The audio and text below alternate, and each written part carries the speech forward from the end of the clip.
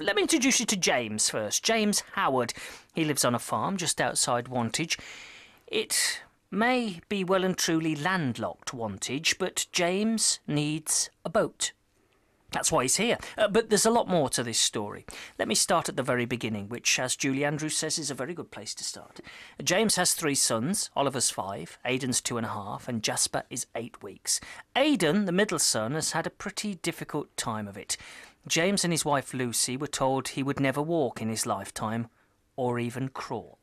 But the Oxfordshire charity Footsteps has brought about miraculous results, and now James needs a boat. How are we going to put those 2 stories together? Well, I'll let James explain. He's here with me now. Hi, James. Hi. How's Aidan for a start? How's he getting on? Very happy. He's a very happy little boy now. When did you realise, you and Lucy, that something was a little bit different with Aidan? It's a very slow process to find out these things. They don't develop the way that normal children do. They don't start to crawl or walk at the normal times. It took us over a year.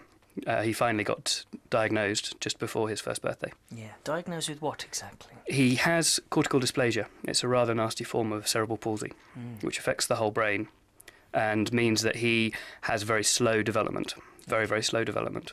And you were told that he wouldn't crawl, he wouldn't walk. He would almost certainly not crawl or walk. If he did, it would be a good thing, but if he didn't, it was just something we had to deal with and understand that he almost certainly wouldn't, or talk. How'd you start to deal with news like that? With difficulty. Yeah, how did it make you feel? There's no hope. The ability to move is such a God-given right, to move independently, and to be told that your son just won't do anything at all is very difficult. Absolutely. However, you live in Oxfordshire, and we have a very special charity in Oxfordshire called Footsteps. Yep. When did you find them, or did they find you? We found it through several different ways. We saw news articles about them, we were told about them by friends and family, and we went along to see them because they don't normally...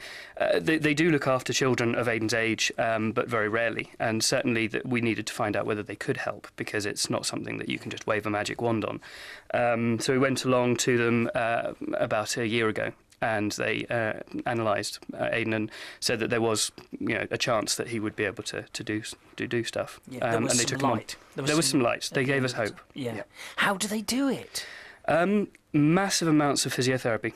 Yeah. Very, very complex physiotherapy that very one-to-one physiotherapy with the children. They have this really fun thing called a spider. Aidan hasn't been in it yet because he's not big enough, but he will be soon. And they kind of string them up in this sort of great big thing with bungee cords that lets them stand unaided and not hurt themselves. And they can move around and they can really interact and play, and they sort of kick footballs and things like this, and they start to learn how their body works. They start to reprogram their brains to learn how to move and how to walk. And as a dad and as parents, you and Lucy, have you seen the difference? Did you see the difference almost immediately? Massive, yes. Did you? Yeah, within weeks. How?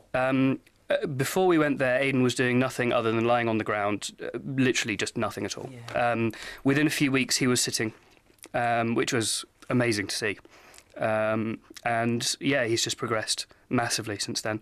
So massively. That crushing news that your son won't be able to crawl or walk ever in his lifetime, suddenly, within a few weeks, a few months, he's sitting. Yeah. That must be beautiful for you to see, really. Yeah, It? it's something that most parents and us as parents of other children as well, you almost take it for granted. Yeah. Oh, great, he's sitting, and let's go on to the next thing.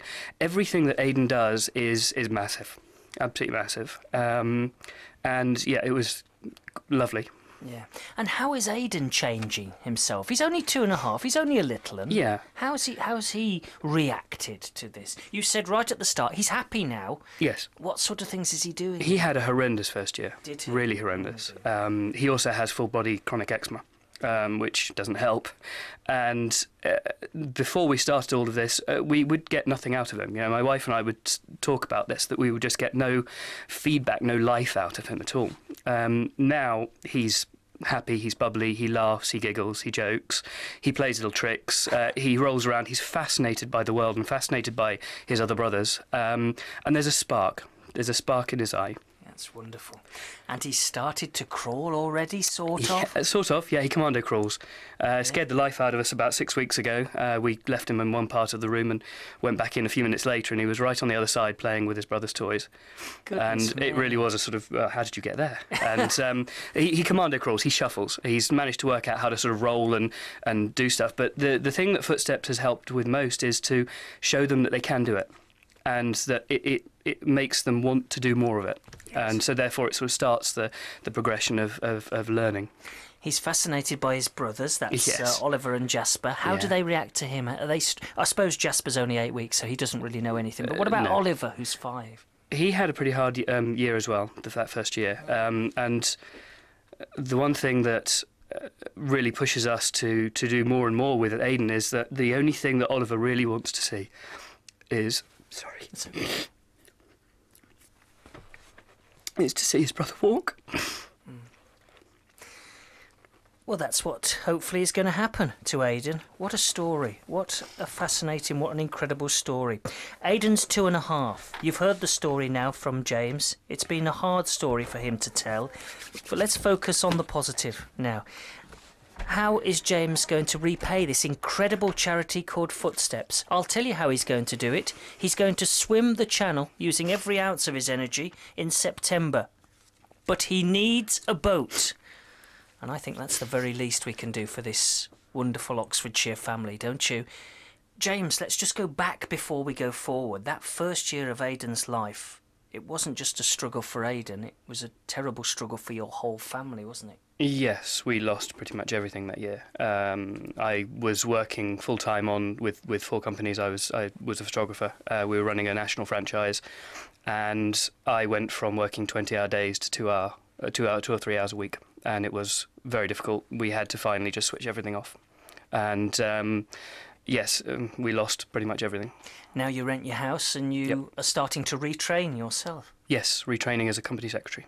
Going through exams at the moment. Goodness me, how do you cope with everything else? With difficulty. Just picking at it bit by bit and learning slowly. Hopefully going to get into first decent jobs soon. It's a more. I'm trying to build a more stable life for my family. Well, we wish you well. Can you swim the channel? Are you confident? Oh yes. Listen to that. I have never failed at anything I've ever tried. Good for you. Certainly nothing like this. I will, unless the pilot boat physically fishes me out of the water because it's dangerous. I will just keep swimming. But you have a phobia, and the phobia is jellyfish. Yes. Oh dear. It's my only phobia. Yeah. And it's jellyfish. Yes. Well, they are around, you know. Yeah. One of the pilot boat's jobs is to guide you round the larger shoals of jellyfish. Okay. Well, you're a decent swimmer because you've done triathlons before, Yes. so you know you can swim. Yeah. But this is a tough challenge, isn't it? Yeah, I've never swum anything like that. My longest swim so far to date is 4 hours. Okay. I'm hoping to do a 6-hour swim this week, but even so, it comes nothing close to what I will have to encounter on the swim. You can't train for it. It's something you just have to do on the day. How far is it, and how long will it take you, the channel swim? As the crow flies, it's 23 miles, I believe. Yeah. But because of the tides, they push you in a huge S. And so it can be anything up to sort of 35 miles plus. And depending on the tides, it will be 12 hours or above.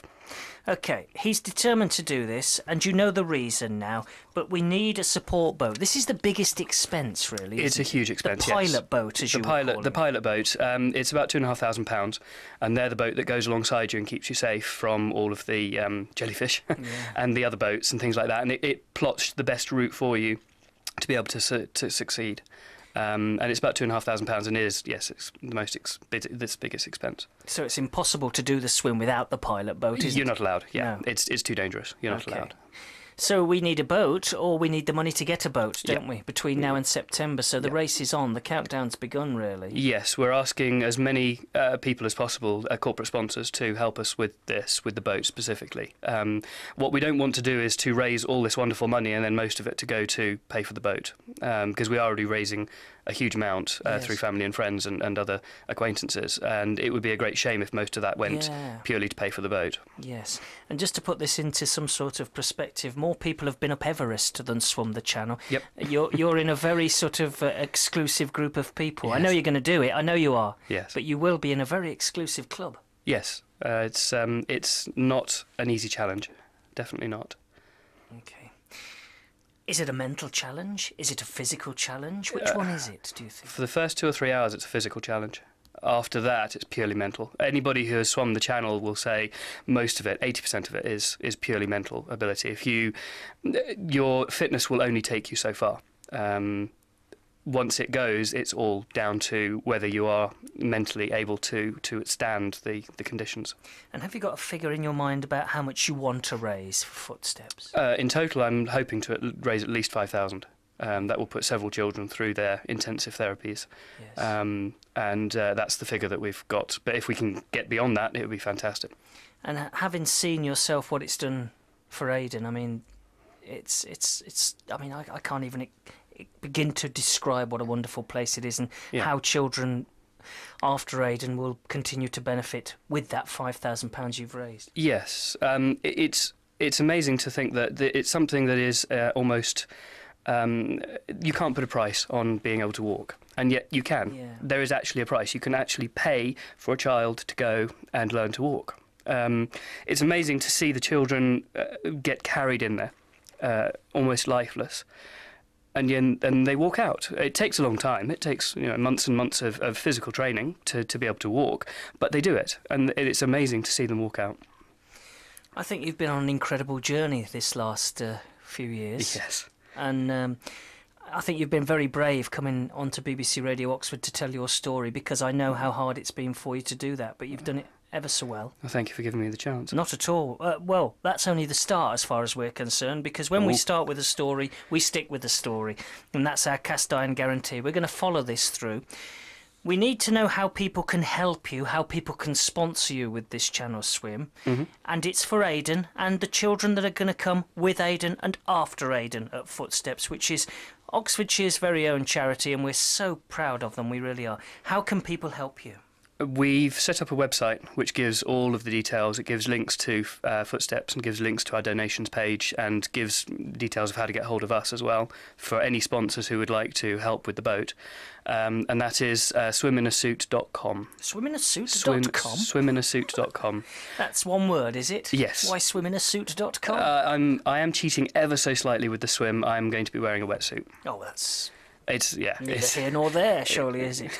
Now, swim in a suit is one word, so it's SWIM, swim in INAA, of course, and suit SUIT. Swiminasuit.com. Yep. That'll give you all the details you need. Yeah, it gives all the details. It gives details about me and about the challenge. There's a cute little bit of video up there with Aidan in a typical Footsteps session showing what he does to start training. And we're going to be putting up lots of blogs. There's a continuous blog going in terms of sort of what I'm doing for my training. We've got a Twitter thing going as well, which will be going throughout the swim. I'll have somebody on the boat twittering from the boat, saying, "Oh dear, he's getting a bit slow now." But you'll be able to get absolutely everything from that website. Jellyfish ahoy, that sort Yes. of thing. We need the boat, however. We need the boat, because when we've got the boat, the swim will take place. When the swim takes place, then the money, hopefully, fingers crossed, will come rolling in. It's been a fantastic story, James. Thank you for telling it to us. Thank you. Best wishes to you and Lucy, who's been quite a support, I would imagine, to you. Massive. A rock. And to Oliver, 5, and to Jasper, who's 8 weeks and just starting out in the world, especially, however, we send our love to Aidan, who's 2.5, and, well, he sounds quite a chap. He is. Quite a chap. He's a wonderful little boy. Great stuff. We're with you all the way, James, and we'll let you know what happens next. Thank you. Keep us in touch. Exciting. James Howard. Yeah, it will be. James Howard on BBC Radio Oxford. If you can help, then you know the website, but give us a call as well. 08459 311 111. You can text any ideas, any leads. We need them. We need your help on this. Text 81333. Start your message with the word Oxford. I'm Malcolm.Boyden at bbc.co.uk.